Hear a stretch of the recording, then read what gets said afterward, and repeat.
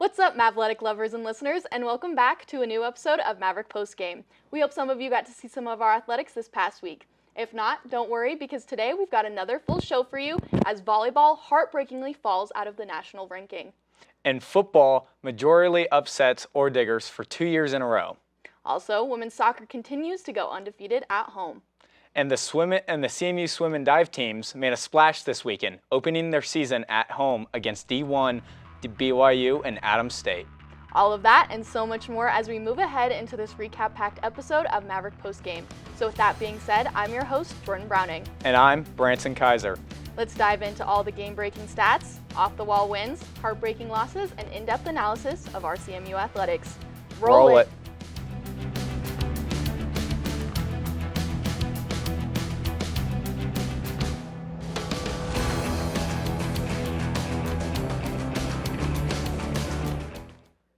Welcome back, everyone. Once again, I'm Branson Kaiser. And I'm Jordan Browning. Let's jump right in and take a look at all the Mavtastic action that took place over the past week here at CMU.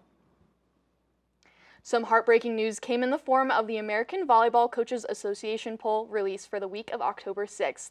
This season on Maverick Postgame, we have been closely following the big changes in the CMU volleyball program, such as new head coach Austin Albert's first season with the Mavericks and all the transfers he brought with him from CSU Pueblo. We have also been closely following the AVCA national rankings, with CMU being ranked for 46 consecutive weeks as of last week. Well, after being ranked 25th out of 25 spots in the poll last week, Colorado Mesa unfortunately lost their ranking on the chart for the first time since early 2022. Let's break down what happened. The Colorado Mesa volleyball team played 2 games last week, both against RMAC opponents. These games did not count for RMAC conference play, but they were still equally important as Mesa was desperately hanging on to their national ranking. The first game was Tuesday against the Western Colorado Mountaineers. Going into the game, the Mavericks were 7-4 on the season, and the Mountaineers were 1-11. Western hadn't won a game against Mesa in over a decade, and our Mavs were intent on extending that statistic. It was an offensive onslaught for the Mavericks as outside hitter Sadie Scoville led the match with 13 kills, and 2 other Maverick stars in Hedley Madsen and Emma Luce also entered double digits with kills as well.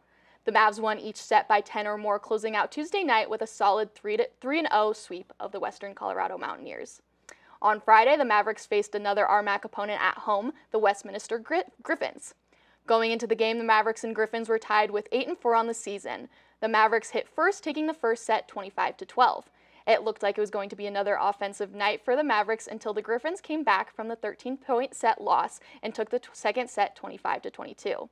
It was then outside hitter Emma Luce who tied her career-high kill total with a total of 15 kills, who helped the Mavs beat the Griffins to the punch, winning the next 2 sets, and then winning the game. Also aiding the win was freshman Hedley Madsen, who tacked on 10 kills, and freshman Addison Wright, who had a season-high 25 career digs. As a team, the Mavericks actually trailed the Griffins in kills, having 48 to their 52. But errors would prove too detrimental to Westminster as they racked up a total of 28 errors on the night, with Mesa only having 21. The Mavs also led the Griffs in aces, with Addison Wright taking 4 of the Mavericks' 12 total service aces. Now, even though Colorado Mesa beat both RMAC opponents in a landslide last week, it was unfortunately not enough to hold on to their national ranking, as they have now dropped below 25. However, volleyball still continues to make history in the program, and we will not count them out. Good job to our Mesa volleyball team. Some better news came out of Golden, Colorado on Saturday afternoon when the Colorado Mesa football team faced RMAC opponents, the Colorado School of Mines Orediggers.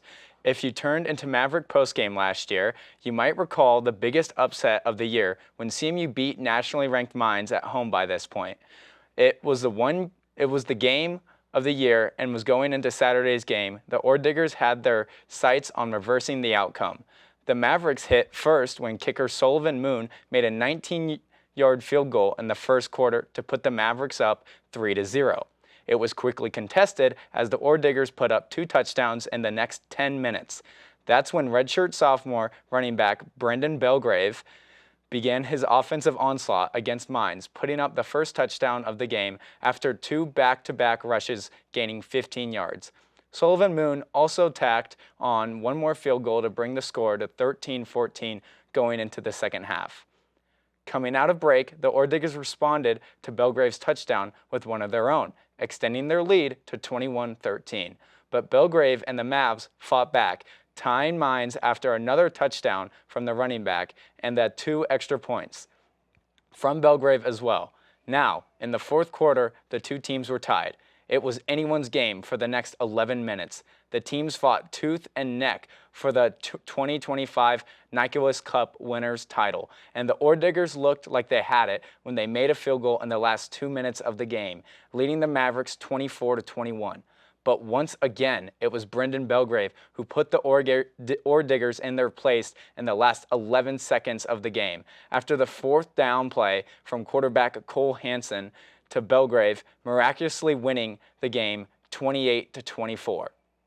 As a team, the Mavericks dominated the Orediggers on the ground with a powerful duo from Brendan Belgrave and Aiden Taylor, combining to rush 324 of the Mavericks' 369 rushing yards. The Mavericks also led the Orediggers in time of total of possession and total yards. It was an outstanding performance from our Mesa Mavericks and a must-win for the previous 0-2 on RMAC team play. The Mavs will play the Adams State Grizzlies at home this Saturday at 6 p.m.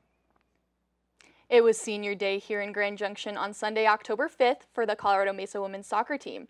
Going into Sunday's game, the Mavs were ranked 22nd nationally and had not given up a single goal at home for the 25-26 season and did not plan on it facing RMAC opponents, the Western Colorado Mountaineers. Also going into the game, junior goalkeeper Keely Wajurek had 25 total career shutouts, the stat we've been watching this season on Maverick Postgame, as well as the program record for women's soccer. It was an evenly played match for the Mavericks as 4 different players tacked on goals for Mesa, with highlights coming from team leading scorer senior Kylie Wells, now bringing her season total to 8 goals, and 2 freshmen showing their potential in Ellie Duncan and Olivia Barrio Arce. The other goal came from sophomore Parker Mayers. The biggest news coming out of Community Hospital Unity Field, however, is the continued shutout streak of Keely Wajurek at home. That now means that Keely has 6 seasons shutouts and a total of 26 career shutouts. That also means that out of 5 home games this season, Mesa has not let one single goal fly past Wajurek and into the back of the net. Congratulations to Keely, the women's soccer team, and all the seniors in the program. You guys are making history. It was a big weekend at the L. Palmer Natatorium as the Colorado Mesa swimming and diving teams officially dove into their 2025 season, hosting RMAC rival Adams State and NCAA Division I powerhouse BYU in an annual Intermountain shootout. From the very first relay, the Mavericks made it clear that they were ready to compete, not just in the conference, but on the national stage.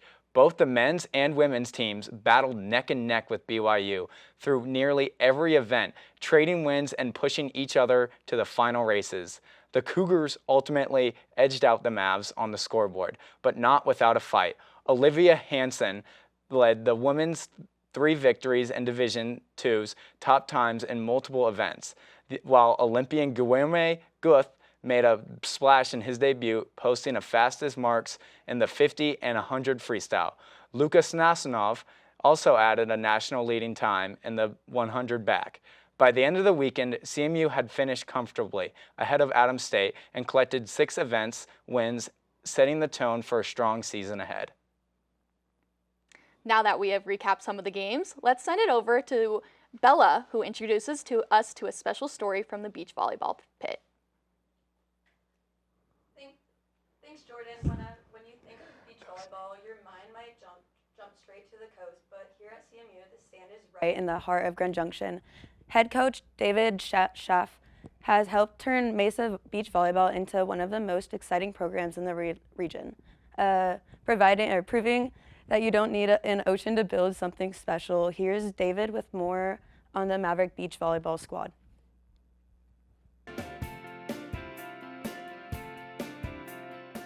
CMU started the beach program in 2015. We're the only non-coastal team to win a national championship in the NCAA. I think CMU took a chance and said, hey, let's start something and let's get this away from the coast and create an opportunity for the inland states. And I think we were one of the pioneers to do that.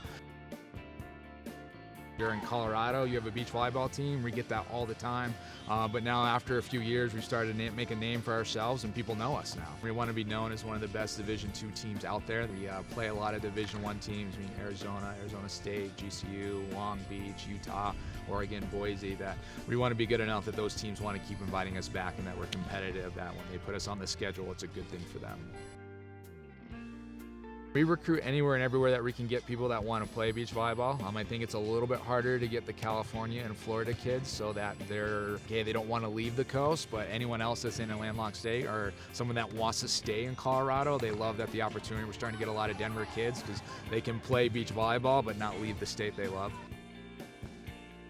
I think my favorite part about coaching beach volleyball is you have 5 individual teams, so you can really individualize the practice plans for each individual pair. That we need to focus more on passing, or is it defensive transition? Is it side out on the opponent we're going to play? If they're a really fast playing team, then we might prefer fast style play. If it's really like slow or big heavy hitters, then we might change our style play. So a lot of it in practice is based on what our opponent's going to do and what we felt we need to improve on from that week. Our philosophy is we embrace the suck, that we want to do that better than anybody else, that we're going to play in conditions that are worse, but if we go to a match somewhere else and the conditions aren't ideal, it's probably better for us than anyone else because we practice in way worse. So yeah, our philosophy is embrace the suck. A remarkable rise for a program that started from scratch, and one that only keeps getting stronger. Keep an eye on the Mavericks this season as they continue building a beach volleyball legacy right here in Colorado. With that, I'll send it back to Jordan. Thank you, Bella. Now that we have recapped some of the action, it's time to announce our Maverick of the Week. Our Maverick of the Week goes to Brandon Belgrave. The newly named RMAC Offensive Player of the Week, Belgrave led the Mavs to a thrilling 28-24 win over Colorado School of Mines, the program's 500th victory, rushing for 209 yards and 3 touchdowns on 24 carries. With just 11 seconds left, he caught the game-winning 13-yard touchdown on 4th and 3 to secure the Nikos Cup for the 2nd straight year, a clutch performance from one of Mesa's brightest stars. Congratulations, Brandon, for your outstanding performance. You are our Maverick of the Week. Now it is time for some closing statements. My closing thoughts go out to the freshmen across all sports who are stepping up in a big way this season. Whether it's volleyball's Henley Madsen powering through double-digit kills or triathlete Alexandra Shippale finishing top 15 against national competition, our first-year Mavericks are already proving they belong on the big stage. If this is what they're doing now, imagine what's ahead. My closing thoughts are on men's soccer. Even though we didn't get to talk about them earlier in the show, shout out to the men's soccer who opened RMAC play this week and fought hard 3-3 draw against number 7 and undefeated CSU Pueblo. The Mavs came out strong with an early goals from Nathan Hernandez and Hayes Malone, and Manuel Ponce Casas come through with the equalizer in the second half to secure the tie. A gritty performance from the squad as they get ready to host their first home RMAC games this weekend. Now that we have recapped all the action from the past week and given our closing thoughts, it is time to close the show. Thank you everyone for joining us this week on Maverick Postgame. I've been your host, Jordan Browning. And I've been Branson Kaiser. Be sure to check out our YouTube, Colorado Mesa TV, for more games and updates. We'll see you next time for an all-new recap-packed episode of Maverick Postgame. Stay safe, Mavs. Study hard. Go to a game or two, and of course, have yourselves a Mesa amazing day.